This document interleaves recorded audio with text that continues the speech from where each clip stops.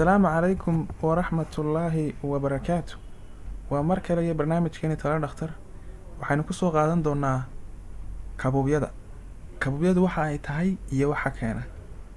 Kabuubyo ama kabaabyo qofba sida uu yaqaano luqadda caafimaadkan lagu yiraahdo paresthesia ama tingling ama pricking ama numbness magacyo badan bay leedahay. Waa dareen qofka uu ka dareemo maqaarka.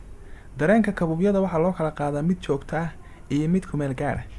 kabuubyada aan joogtada ahayn waxay u badan tahay gacmaha iyo lugaha, waxayna ka dhalataa cadaadis la saaray dareensidayaasha ama neerfayaasha kuwa loo yaqaano, taasoo ka dhalanaysa in dareenku uu ka tago qaybta neerfahaas ee dareenka siinay. dareenku waxa uu si aayar ugu soo laabtaa gacanta ama lugta la cadaadiyay in muddo kadib.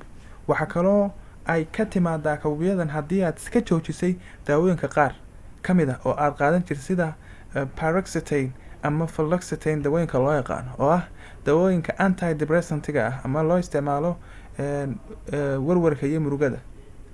kabuubyada joogtada ah waxa ay tilmaamaysaa inay jirto dhibaato xagga neerfaha ah, waxaana keeni kara xanuuno kala duwan.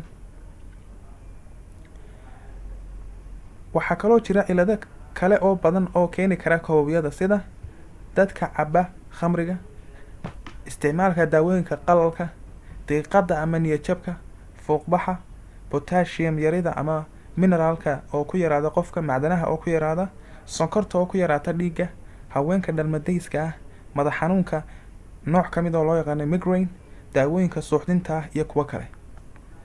waxyaabaha kale keeni kara waxaa ka mid ah dadka waayeelka ah in qulqulka dhiigga ee lugaha iyo gacmuhu uu daciifo, nafaqa darro iyo yaraanshaha fiitamiinada qaar sida vitamin B5 iyo B12 oo loo yaqaano megaloblastic anemia. cudurrada kale ah sonkorowga iyo macaanka, shaqo yaraynta qanjirka thyroidka, jirro kala goysyada ah oo dhaawac toos ah oo ku dhaca neefka, kuwaasoo dhan baa keeni kara. haddii kabuubyadu ay noqoto mid joogto ah, waxaad u baahan tahay inaad la xidhiidhid dhakhtar guud si uu u kala sooco cudurradan aan kor ku soo sheegnay, kadibna daryeel aad u heshid. badanaa kabuubyada ku dhacda gacmaha iyo lugaha waa mid ka dhalatay cadaadis ku yimid wacday neerfaha sida rheumatism-ka. halkaas ayaynu kusoo gabagabaynaynaa barnaamijkeena koobnaa aynu kaga hadlaynay kabuubyada iyo waxyaabaha keena iyo sida loo daweyn karo. aad baad u mahadsantihiin.